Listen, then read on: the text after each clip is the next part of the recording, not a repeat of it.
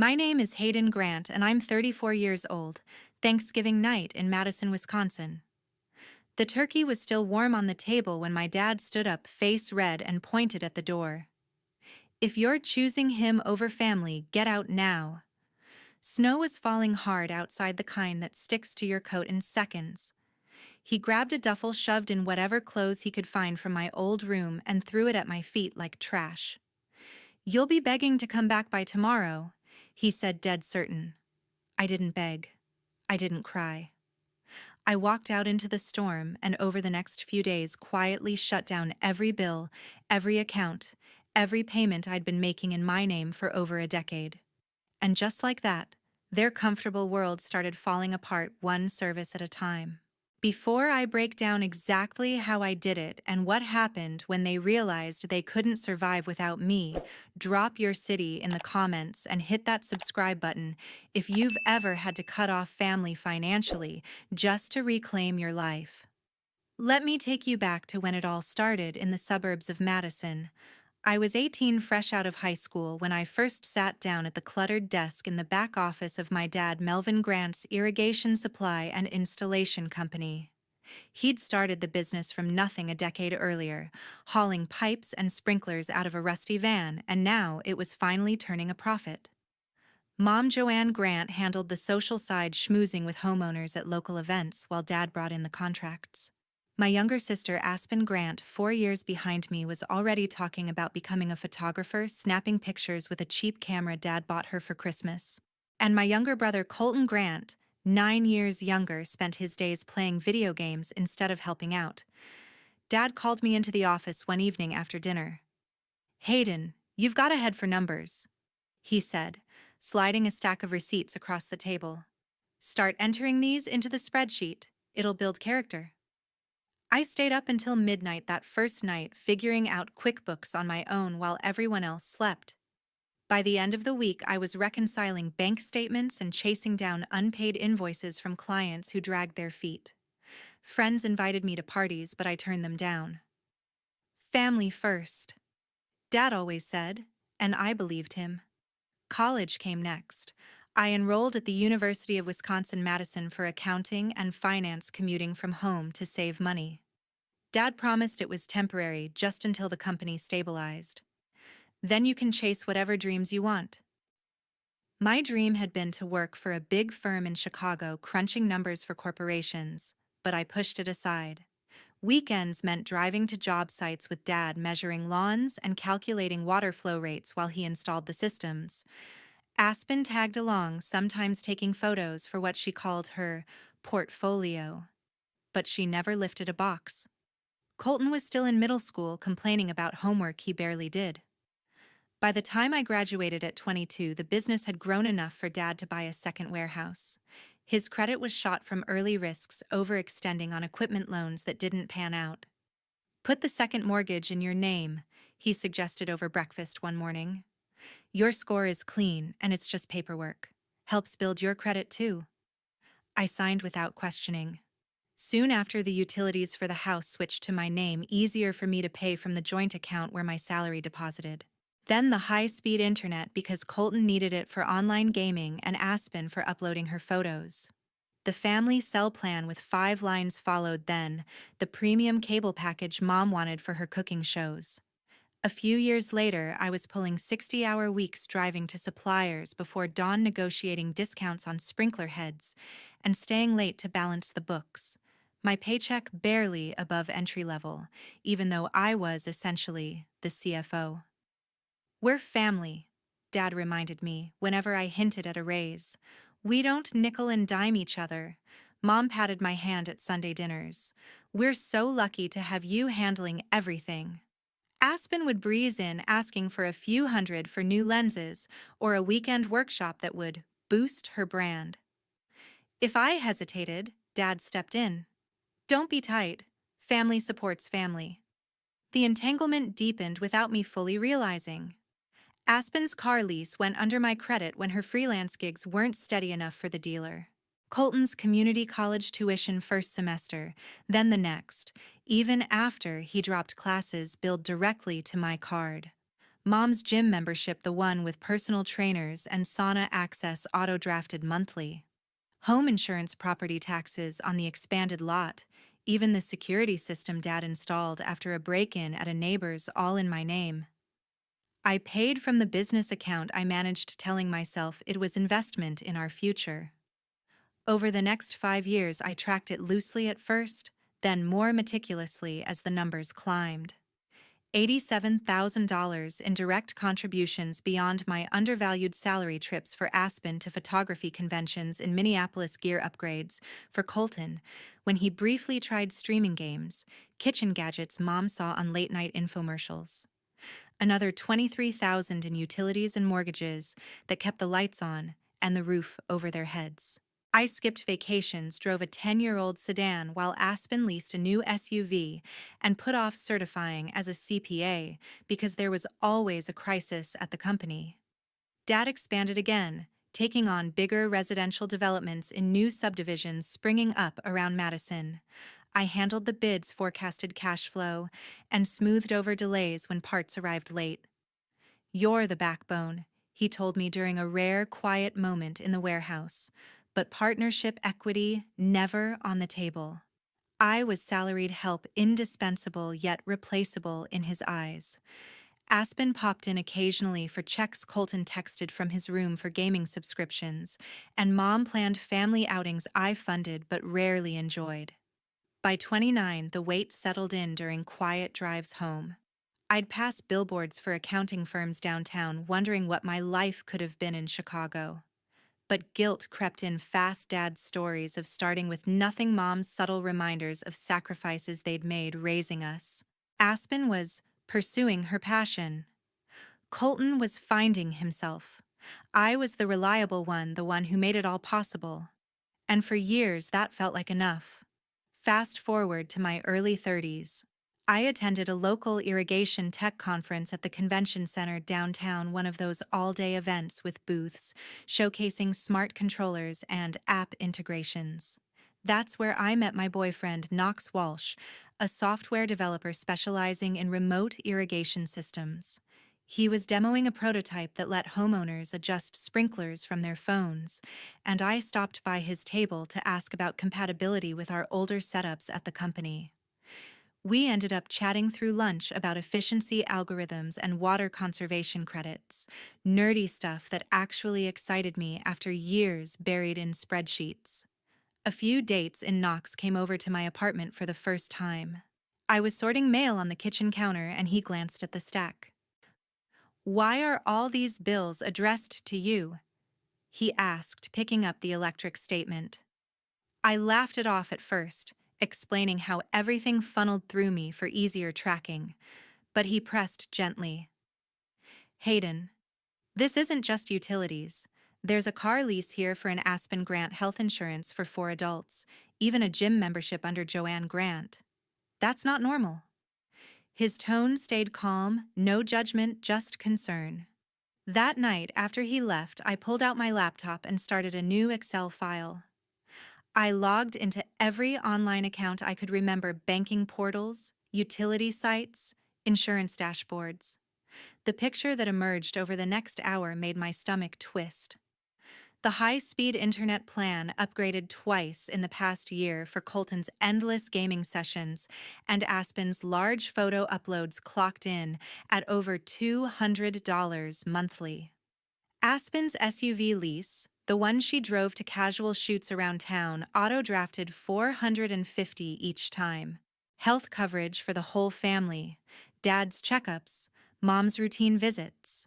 Colton's occasional urgent care when he ignored warnings about energy drinks totaled nearly $1,000 a month in premiums I covered through the business.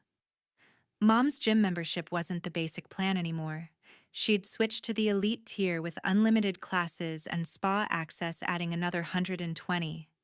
Then there were the smaller hit streaming services bundled under my card because Colton wanted every channel, Aspen's cloud storage for her ever-growing photo library, even the home security monitoring that Dad insisted on after reading too many neighborhood watch emails. I cross-referenced with bank statements going back 18 months, categorizing each expense. The totals climbed fast, thousands funneled out without me ever approving individually, just habit from years of handling everything. I showed Knox the spreadsheet the next weekend when we grabbed coffee near the Capitol. He scrolled through without interrupting, then looked up. This is a full-time job on top of your actual job. You need to track where your money stops being yours. He suggested color-coding green for essential business yellow, for family shared red for purely personal to others. No pressure to change anything yet, he added. Just see the pattern. I appreciated that he didn't push for immediate action or badmouth my family. Instead, he shared stories from his own life, like helping his sister budget after college without letting it drain him completely. Over the following weeks, I updated the file religiously in secret. Late nights after work, I'd add new charges, Colton's latest in-app purchases for games, Aspen's impulse buy of editing software Mom's add-on for nutrition coaching at the gym. Dad remained oblivious, signing off on invoices I prepared, while assuming the home front ran itself. I started noticing how conversations shifted when money came up. Aspen would mention an upcoming workshop in Milwaukee and glance my way expectantly.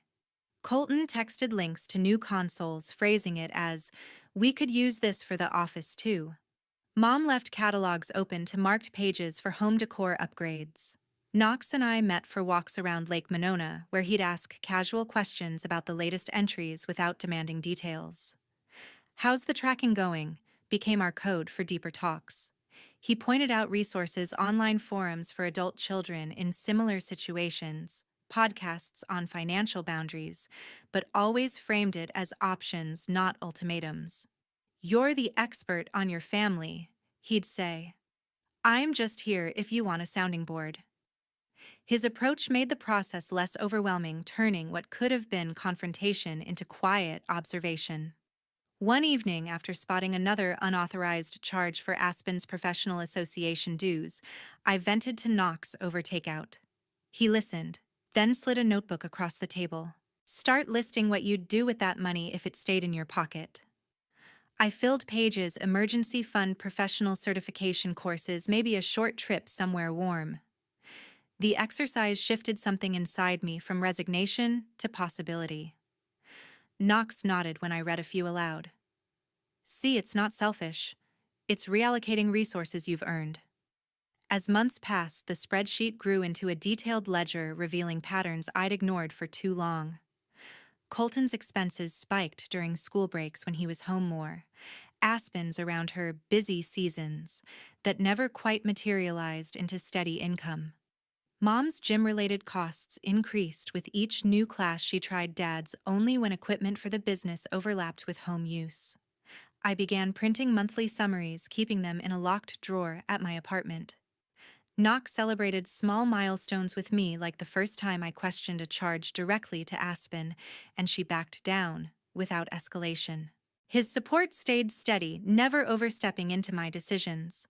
We'd brainstorm scenarios over dinner. What if I transferred one utility back? How might Dad react to a lease ending? But he always ended with, "Your call, Hayden. I'm in your corner either way." That freedom to process at my pace built trust, making the growing clarity feel like my own discovery rather than outside pressure. Tensions built over the months leading to Thanksgiving. Dad first met Knox at a casual dinner I hosted at the house, and the dislike was immediate. As Knox explained his work on smart irrigation apps, Dad interrupted with a scoff. "Sounds like a troublemaker to me, messing with systems that ain't broke." He repeated the label, troublemaker, in front of the family later that week, twisting it into something more personal each time Knox's name came up. Mom stayed quiet during these rants, stirring her coffee without looking up, while Aspen smirked from the couch, and Colton scrolled his phone. Around the same time, I quietly started taking on freelance accounting gigs outside the family business. A local landscaping firm needed quarterly tax prep. A boutique downtown wanted books cleaned before an audit. I posted services on community boards and picked up 3 steady clients within a month. Pay deposited directly into a new account I opened separate from the joint one where my company salary landed. The extra income gave me breathing room, a buffer I never had before. The first real clash hit 2 months out from the holiday. Knox and I had planned a weekend getaway to Milwaukee. Nothing fancy, just a change of scenery with brewery tours and lakefront walks. I mentioned it at family dinner, and Dad's fork paused midair. "Cancel it," he said flatly. "Tax reports are due early this year because of the new warehouse deductions, and you know the accountant needs your input." I pointed out that the deadline was still weeks away, and I could handle it remotely after my side work. His eyes narrowed. "This isn't a request, Hayden. Family business comes first." When I held firm saying I'd wrap the reports before leaving, he slammed his hand on the table. "Ungrateful. After everything we've built together." Aspen jumped in right after sliding her phone across with a link to a high-end lens on sale. "Since you're in a spending mood with your boyfriend, spot me for this. It's only $1,200, and it'll take my weddings to the next level." I reminded her that her last investment in lighting gear sat unused in the garage. She rolled her eyes and laughed under her breath, a sharp sound that cut through the room. I paid for the lens from my freelance earnings that night, not out of obligation but to avoid escalation while I built my exit fund. Mom glanced at the catalog in her lap but said nothing. Dad backed Aspen immediately. "If you can afford trips, you can afford to help your sister. Ungrateful attitude lately." Colton waited until the next morning, cornering me in the kitchen before I left for the office. He'd enrolled in another semester at the community college, despite dropping the previous 2 without completing assignments. "Tuition's due Friday," he announced, holding out a printout. "Just pay it like always." I asked why he was signing up again if he wasn't attending classes. He shrugged. "Figured I'd try this time. Come on, don't be difficult." I transferred the fee from my side account buying time while my client list grew to 5. The pattern repeated with increasing frequency. A week later, Aspen needed funds for a photography retreat in the Dells, claiming it was essential for networking. I declined publicly, citing the growing list of her unpaid gigs, but covered it quietly from freelance pay. She responded with that same mocking laugh, louder this time, and posted a vague story on social media about family who forgets where they came from. Mom saw it, but only sighed when I asked if she agreed. Dad exploded over dinner. "You're turning into someone I don't recognize. Knox is poisoning you against us. Ungrateful after all the opportunities here." Knox sensed the strain during our shortened dates, coffee runs instead of full evenings. He never criticized, just asked how the side work was going. Dad's comments escalated. He'd leave articles on the kitchen counter about tech jobs being unstable, circling layoffs in red pen. "See what your troublemaker's field is like," he'd say triumphantly. When I defended Knox's stable position at a growing firm, Dad waved it off. Words, actions show loyalty. Another incident flared when I refused to co-sign an extension on Aspen's lease for a pricier model. She stormed into the office, midday, clients waiting outside. "You're seriously doing this now? I need reliable transport for shoots." Her voice carried, and Dad emerged from his meeting to mediate in her favor. "Hayden, stop being petty. Sign the papers." I held off, paying the current lease from my separate funds to keep peace temporarily. Colton's demands peaked with a request for a new laptop, insisting his old one couldn't handle online courses. I checked his transcript, 0 credits earned in over a year, and said no aloud. Behind the scenes, I upgraded my own setup for freelance efficiency. He accused me of sabotaging his future, then relayed the conversation to Dad with embellishments. The fallout was a family meeting where Dad laid out my recent changes in behavior, blaming Knox entirely. "That troublemaker's turning you selfish." Mom nodded along silently. Aspen added snide remarks about my priorities, and Colton sulked in the corner. As Thanksgiving approached, the requests intensified. Aspen wanted professional prints for a portfolio review that cost $500. Colton needed books and supplies for classes he might not attend. Each public denial met the same script: Dad's ungrateful accusation, Mom's avoidance, Aspen's sarcastic grin. But privately, I let the final payments clear from my growing reserve preparing for the break. One final push came a week before the holiday. Dad scheduled an emergency inventory count that required my presence all weekend, the same weekend as our rescheduled Milwaukee trip. "Cancel again," he ordered, "or don't bother showing up Monday." I completed my part early using freelance hours to finish reports ahead. His response was a voicemail calling me ungrateful for the 100th time, warning that family tolerated only so much disloyalty. Aspen followed up with a text laughing at my rebellion, and Mom left a neutral message about turkey preferences. The atmosphere at home turned thick with unspoken threats. Dad muttered about the troublemaker whenever Knox picked me up. Aspen made passive comments about fairness.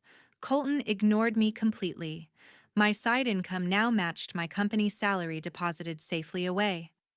I invited Knox to Thanksgiving dinner anyway, knowing the storm was coming, and I was ready. Thanksgiving Day arrived with a deceptive calm. I picked Knox up early, stopping for a bottle of wine on the way to the house. Snow had started lightly that morning, dusting the driveway as we pulled in. Mom greeted us at the door with a quick hug, her apron already stained from basting the turkey. Dad grunted from the living room recliner, eyes fixed on the pre-game show. "Brought the troublemaker, I see," he muttered just loud enough for Knox to hear. Aspen waved from the kitchen island, phone in hand, arranging appetizers for photos. Colton lounged on the couch, controller paused mid-game. We settled around the dining table once everything was ready. Turkey carved sides past candles flickering. Conversation stayed surface level at first: weather forecasts, local high school football scores. Knox tried engaging Dad on irrigation trends for next season, mentioning drought-resistant designs.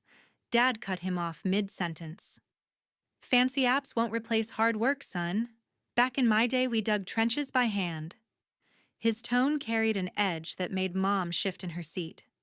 Aspen snapped pictures of the spread, angling for the perfect overhead shot, while Colton shoveled mashed potatoes without looking up. The shift happened when Dad turned directly to Knox. "So what exactly do you do that pays enough to distract my daughter from her responsibilities?" Knox answered evenly, explaining his role in developing controller software for large-scale farms. Dad snorted. "Desk job pushing buttons. No wonder you're filling her head with ideas about weekends away." I felt heat rise in my cheeks but kept my voice steady. "Knox isn't distracting me from anything. I've already submitted my resignation effective tomorrow." The room went silent. Dad recovered first, leaning forward. "Resignation. You don't get to walk away from family?" I continued calmly. "I've covered every mortgage payment on the warehouse expansion, every utility bill for this house, every lease and tuition draft for 12 years. My freelance clients now pay more than this job ever did." Aspen lowered her phone slowly. Colton stared at his plate. Mom froze with a serving spoon halfway to her bowl. Aspen set her phone down. "Freelance. Since when?" I listed the landscaping firm, the boutique, 2 restaurants, steady contracts built over months. Dad's face darkened. "You're throwing away everything we built." I recited specific expenses: the roof repair last spring, Aspen's camera insurance, Colton's gaming rig labeled as office equipment, all from accounts I managed. "I've enabled it all. No equity, no partnership, just endless drafts." Dad pushed back his chair with a scrape. "Enough. You're embarrassing the family in front of your guest." Knox spoke for the first time since the app's comment. "She's stating facts, not embarrassing anyone." Dad whirled on him. "Stay out of this, troublemaker. This is between blood." Aspen picked up her phone again, filming discreetly under the table. Colton muttered about needing money regardless. I stood chair legs, scraping the floor. "The facts are, I've outgrown this role." Dad's volume rose to match. "You owe us. We gave you a job when no one else would." The argument spiraled, his accusations of betrayal, my calm breakdown of contributions versus compensation. Mom whispered for calm, but no one listened. Finally, Dad pointed toward the door. If this is how you repay us, get out. Take your troublemaker and don't come back until you apologize properly. Snow whipped against the windows now visible through the glass. I grabbed my coat from the entry hook. Knox followed without a word. Dad disappeared upstairs, returning with a duffel stuffed haphazardly sweaters, jeans, toiletries from my childhood bathroom. He thrust it at me in the foyer. Everything you need. Don't return without groveling. Aspen filmed from the hallway, her smirk captured in the mirror's reflection. Colton called out lazily, "Guess the money stops now, huh?" Mom stood in the kitchen doorway, arms wrapped around herself, saying nothing as Dad opened the front door. Cold air rushed in, carrying thick flakes that melted on the threshold. "Out," Dad repeated. I stepped onto the porch, Knox behind me. The duffel landed at my feet with a thud. The door slammed, lock clicking into place. We stood in the swirling snow streetlights, casting orange glows on the accumulating white. Knox brushed flakes from my shoulders. "My place is 10 minutes away." I nodded, picking up the bag. My resignation email was already scheduled to send at midnight, official severance from the family business. The fallout began immediately. 2 days after Thanksgiving, I sat at Knox's kitchen table with my laptop open to the internet provider's portal. Colton had mentioned during a rare text exchange before the blow-up that he had a major online exam scheduled for that afternoon, makeup for one he'd missed earlier in the semester. I logged in, navigated to the account settings, and selected Disconnect Service effective now. The confirmation email arrived within minutes. My resignation had gone through at midnight. I was no longer tied to the company's financial ecosystem. The first call came from Dad less than an hour later. His voice boomed through the speaker before I even said hello. "What the hell did you do to the internet? Colton's exam just crashed mid-question." I let him rant about deadlines and irresponsibility until he paused for breath. "I sent warnings weeks ago via email. Transfer the bill or it stops." My role here ended with my resignation. He dismissed it as bluffing and demanded I fix it instantly. When I refused, he threatened to report me for sabotage. The line went dead after I hung up. Colton tried next, his voicemail a mix of panic and anger. "The proctor flagged me for disconnection, automatic fail. Turn it back on." Follow-up texts flooded in accusations of ruining his GPA promises to pay me back someday. Aspen joined with a group message including Mom calling the move petty and timed perfectly to hurt Colton. I forwarded the chain, the prior email thread dated 3 weeks earlier, outlining that non-essential services would transfer by month's end unless reimbursed. No responses after that initial barrage. A week passed in relative quiet at Knox's apartment. I focused on scaling my freelance clients, adding a construction subcontractor and a nonprofit needing grant reports, while Knox handled his remote meetings. Then came Saturday prime wedding season, even in winter for indoor venues. Aspen had booked a high-profile ceremony at a downtown hotel, the kind with a big deposit and referrals on the line. I accessed the lease company's site, confirmed the vehicle in my name, and initiated repossession for non-payment, technically accurate since the last draft failed, after I removed my card post-resignation. The tow truck arrived as Aspen loaded her gear into the SUV outside the venue. She called screaming background noise of bridesmaids and photographers chaotic. "The car's being taken right now. I'm in heels in a parking lot." I reminded Herm of the email notice about transferring the lease by December 1st. She claimed she'd been too busy to read it, then switched to pleading about her reputation. Dad got on the line, somehow yelling about embarrassing the family in public. "Clients are watching this circus." Threats followed legal action, bad reviews for my former employer. Texts escalated that evening, Aspen sending photos of the empty parking spot, Colton chiming in about how this proved I never cared. Mom sent a single message asking if we could talk calmly. I blocked the family group chat and individual numbers one by one, the silence that followed almost deafening after years of constant pings. 2 weeks later, I canceled the remaining personal services still in my name: home, internet cell plan, add-on streaming bundles. I sent final notices via certified mail account will close in 5 business days unless transferred. Dad called from the office line at dawn, voice hoarse. The bank flagged our insurance renewal, said the policy lapsed last month. He scrambled to reinstate it himself, but premiums had spiked without my business discount. The domino effect hit: delayed vendor payments, bounced checks, clients pulling back. Aspen left voicemails from a friend's phone crying about her towed car still impounded and fees piling up. Colton sent emails from his school account threatening to drop out entirely if things didn't normalize. The harassment peaked that afternoon. Unknown numbers rang non-stop, Dad using the office line, Mom from a neighbor's phone. Messages ranged from fury to bargaining promises of equity discussions, apologies for Thanksgiving if I'd just restore services. I forwarded each to my new personal email documenting dates and times, then blocked the sources. Knox suggested a no-contact app that auto-rejected anything not in my contacts.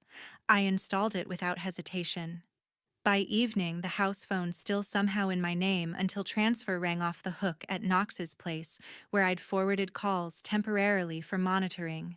Dad's final voicemail devolved into threats of changing locks on the warehouse, claiming my access codes. I disabled remote access from my end, locking him out digitally until passwords reset. The realization hit them gradually: no internet for streaming or school portals, no vehicle for Aspen's gigs, no business discounts or bundled plans, and no Hayden to fix it. January brought the collapse. The lost contract snowballed into canceled orders from smaller clients who heard about the insurance lapse. Dad scrambled for bridge loans, but banks demanded personal guarantees he couldn't meet without the house equity. By mid-month, the property hit the market, a rushed listing with photos taken before holiday decorations came down. Offers came low, reflecting the urgent sale tag. They accepted one just above break-even, closing scheduled for late February. Packing started in chaos. Mom sorting decades of accumulated items, Aspen complaining about space for her equipment, Colton hauling boxes only when threatened with no ride to friends' houses. The move to a 2-bedroom condo in Middleton happened in early March, a downgrade with shared walls and coin laundry. Dad took the smaller room as an office, stacking irrigation catalogs on a folding table. The business operated from there, temporarily, phone lines forwarded to his cell. Mom set up a crafting corner in the living area, listing handmade garden signs on Etsy under a new shop name. Sales trickled in enough for groceries, but not utilities, which now bounced for insufficient funds. Aspen landed a server position at a busy brunch spot downtown, trading camera straps for aprons. Tips varied with weekends, but she worked doubles to cover impound fees and a used compact car bought outright. Colton started at a distribution warehouse on the east side, early shifts loading trucks for minimum wage. He complained about sore muscles in texts to mutual friends, but the job stuck no more, dropped classes or gaming marathons. A letter arrived in April, handwritten on plain paper, postmarked from the condo. Dad's scrawl apologized for the harsh words at dinner, claiming stress from the deal falling through. He asked for a meeting to clear the air and discuss getting services restored. I marked it return to sender without opening, fully dropping it at the post office. Another came from Mom a week later, typed and printed, expressing regret and hoping for reconciliation. Same treatment returned, unopened. Aspen tried email from her work address, short and blaming external factors. Colton sent nothing. By summer, my freelance practice had grown to full-time. I incorporated as Grant Financial Solutions, taking an office share downtown with flexible hours. Knox and I closed on a modest 3-bedroom in Verona, a quiet suburb with good schools we might need someday. The wedding was small courthouse ceremony, followed by dinner with his family and a few colleagues. I wore a simple dress bought off the rack, no photographers or elaborate setups.